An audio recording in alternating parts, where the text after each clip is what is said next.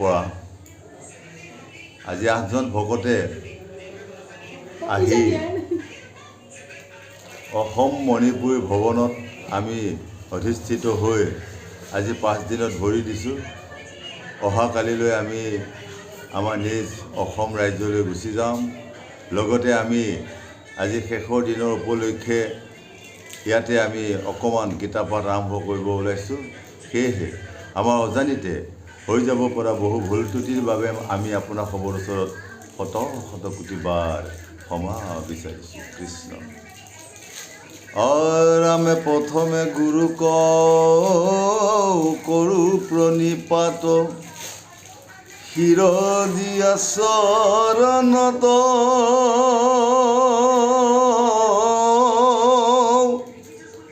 যাৰ উপদেশে জ্ঞানৰ প্ৰকাশে গুচি লয় অবিদ্যা যত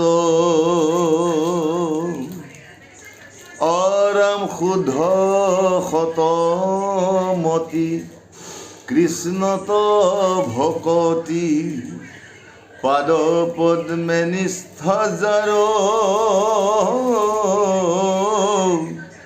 ধৰি সদ্মৰূপ মহাভাগৱত লোকক কৰা নিস্তাৰ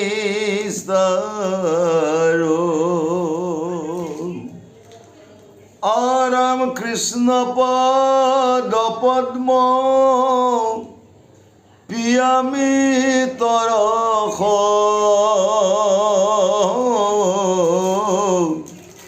ভক্তি ভাবে হয়া মত্ৰ বাসুদেৱ মতি সবাতো দেখয় অজ্ঞানৰ বুজিয়া তত্ৰ অৰাম কায় বাক্য মনে গুৰুৰ চৰণে নতি কৰোঁ থকি দূৰে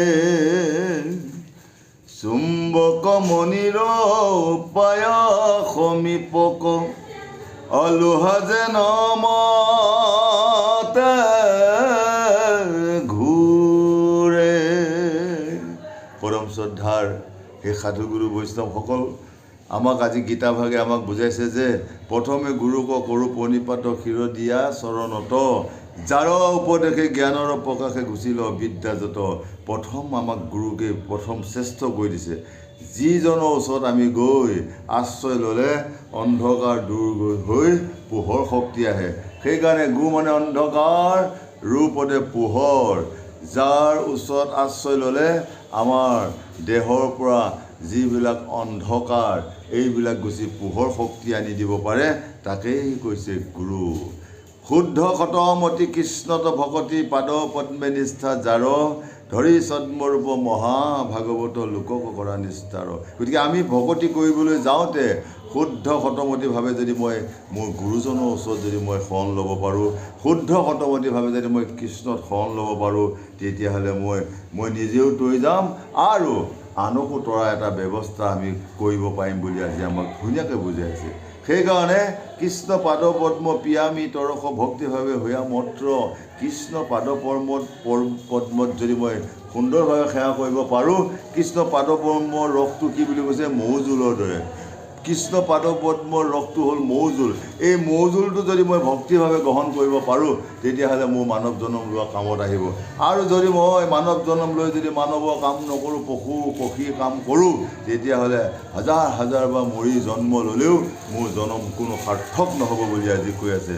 বাসুদেৱমতি সবাতো দেখয় জ্ঞানৰ বুজিয়া তত্ত্ব। এই পৃথিৱীত থকা চাৰিমুঠি জীৱক যদি মই সকলোকে যদি সমভাৱে ভাবিব পাৰোঁ, সকলোকে যদি মই সমভাৱ দিব পাৰোঁ, চৰাই চিৰিকটি গজন ভুৱন ওৱন বোৱন সকলোকে যদি মই চাৰিমুঠি জীৱক যদি আপোন কৰি লৈ যাব পাৰোঁ, তেতিয়াহ'লে আমাৰ মানৱ জীৱন লোৱা সাম্ফল আহিব। সেইকাৰণে কৈছে কাই বাক্য মনে গুৰুৰ চৰণে নতি কৰোঁ থাকি দূৰে। কাই মনে হ'ল আপোনাৰ দেহাটো, বাক্য মানে জিভাখন, মন হ'ল এই 24টা ইন্দ্ৰিয়ৰ মাজত থকা যিটো কেপিল, সেইটোৱে হ'ল মন। গতিকে যদি মই এই কাই বাক্য মনে যদি মই গুৰুৰ ওচৰত সেৱা কৰিব পাৰোঁ, মোৰ দেহটো শুদ্ধ হৈ যাব। আৰু যদি কাই বাক্য মনে যদি মই শুদ্ধ নকৰোঁ আৰু লাজ ভয় ঘৃণা যদি মোৰ থাকে, তেতিয়াহ'লে মই কেতিয়াও প্ৰভু কৰ্মত আগুৱাই যাব নোৱাৰোঁ। সেইকাৰণে সেই সাধুসকল এই সুন্দৰ মনুষ্য জনম পাই এইবাৰ যদি মই সাধু সংগক যদি মই কৰিব নোৱাৰোঁ, জ্যেষ্ঠজনক যদি সন্মান দিব নোৱাৰোঁ, পিতৃ মাতৃক যদি সন্মান কৰিব নোৱাৰোঁ, সৰুসকলকো যদি মই মৰম কৰিব নোৱাৰোঁ, এই মানৱ জীৱন লোৱা মিছা হৈ গ'ল। সেইকাৰণে আজি আমাৰ মাজত শ্ৰদ্ধা জুবিন গাৰ্গে গাই গৈছে, এই দেহাৰে মূল্য নাই পুৰা দিলে হৈবে ছাই, প্ৰাণবায়ু সাৰিয়া যাইবে, নদীৰ কুলে হইব বাছৰ অন্তিম কাল ৰে, নদীৰ কুলে হইবে বাছৰ অন্তিম কাল ৰে। গতিকে এনেকুৱা এটা দেহাক লৈ যদি মই গৌৰৱ কৰোঁ, মই যদি অহংকাৰ কৰোঁ, মই যদি জেদ কৰি থাকোঁ, মই যদি কাকো যদি সন্মান কৰিব নাজানো, ইহকালে পৰকালে মই দুখ পাম বুলি আজি কৃষ্ণই অৰ্জুনক ধুনীয়াকৈ বুজাইছে। কৃষ্ণই অৰ্জুনক বুজোৱা মানে আমাকে বুজাই আছে, সেই সাধুগুৰু বৈষ্ণৱসকল সদায় সমভাৱ কৰক, সত্য শস্য ক্ষমা দয়া সকলোতে মিলি জুলি থাকি সকলোকে সন্মান কৰি সাধু সংগৰ মাজেৰে আমাৰ এই আত্মাক আমি গতি দিব পৰা ব্যৱস্থাটো কৰি ল'ব পাৰিব লাগিব বুলি আজি আমাক সুন্দৰভাৱে আজি কৃষ্ণই অৰ্জুনক বুজোৱা মানে আমাকে বুজাই আছে। জয় জগন্নাথ।